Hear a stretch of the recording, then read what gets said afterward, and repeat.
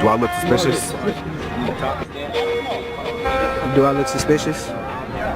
Contrary to what America has led many to believe, all young black males are not suspicious. We don't deserve to be harassed, murdered, prosecuted, or denied the protections of the justice system, all because America believes that we are suspicious. Some of us will go on to be lawyers, doctors, dentists, and even politicians. Some of us have already and will eventually change the world. We all are not suspicious. Do I look suspicious? And do I look suspicious? Let's be real here. We're not talking about a person wearing a hoodie in broad daylight. It's easy to wear a hoodie outside in broad sunlight and say that it is not scary. But what happens when you see somebody wearing a hoodie in the dark? It changes perspective. Furthermore, we really don't know what Trayvon Martin was doing. People are just assuming that he wasn't doing anything that might be deemed suspicious. This doesn't mean Trayvon Martin was doing something wrong, but it could still be suspicious to somebody else. For example, it was raining. Trayvon Martin could have been going under doorways to avoid the rain. But to someone else who is doing a neighborhood watch and has had a history of burglaries in their neighborhood, any stranger that they do not recognize could be a burglar, especially if they're approaching houses not through the front door but through the back door. This could set off any person's alarm of not necessarily claiming that the person's guilty, but at least wanting to verify who the person is. We do not know if George Zimmerman saw something that sparked his interest that had nothing to do whether Trayvon Martin was black or whether he was wearing a hoodie. Even in the dark, somebody that's just walking around and is just looking at different things, maybe just innocently, but he's looking around in the dark and he's a stranger and he just might be a burglar. And when you have a history of burglaries, it's going to want to make you check. If not, you're a fool and you're not a very good neighborhood watch.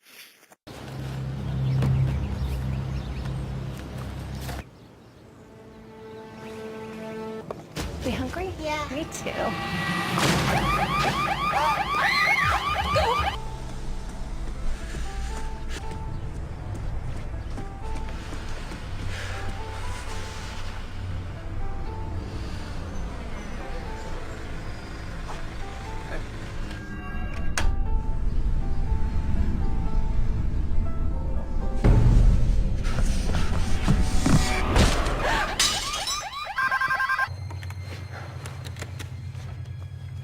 I'm coming.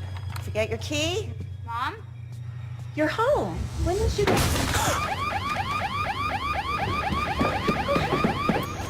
I hit the treadmill for a bit. Okay, I'll talk to you later. Bye.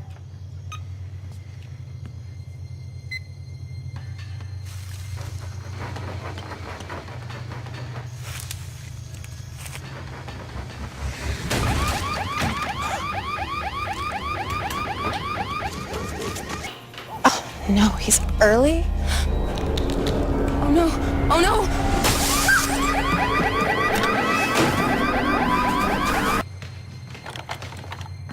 How'd you forget now?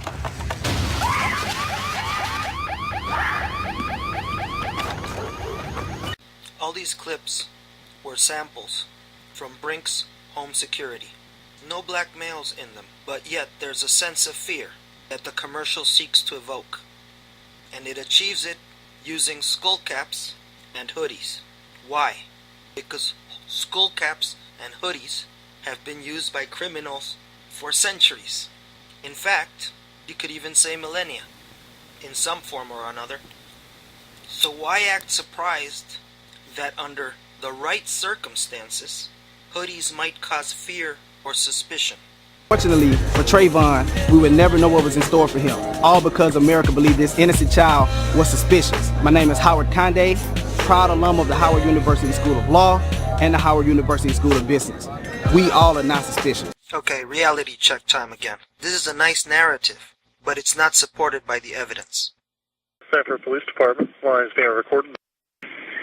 Hey, we've had some break-ins in my neighborhood, and there's a real suspicious guy. It's Retrieview Circle. First thing to notice is that he mentions that there have been previous break-ins. In fact, it seems there was about 8 previous burglars. So there was a precedent for this fear of strangers. The best address I can give you. This guy looks like he's up to no good or he's on drugs or something. It's raining and he's just walking around looking about.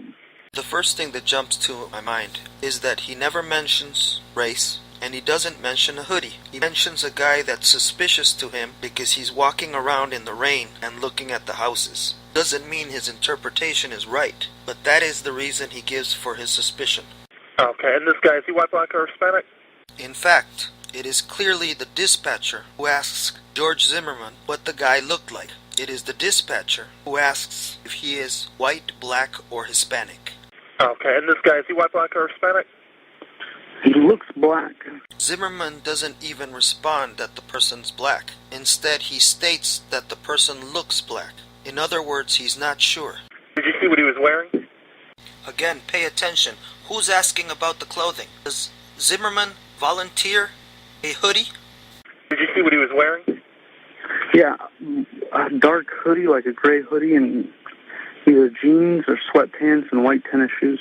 Again, Zimmerman does not bring up the hoodie. He doesn't state he's suspicious because he's wearing a hoodie. He mentions the hoodie because the dispatcher asked him what he saw the person wearing. He's here now. He was just staring. Oh, he's just walking around the area. At all the houses. Many have been maligning George Zimmerman, claiming that he did this all because he was a racist. But the evidence doesn't show that. Maybe you guys are profiling him. So does he look scary in a hoodie? At this moment, we have no idea who started the confrontation between George Zimmerman and Trayvon Martin. And until a court decides who is guilty, let's not judge people in the court of the public opinion.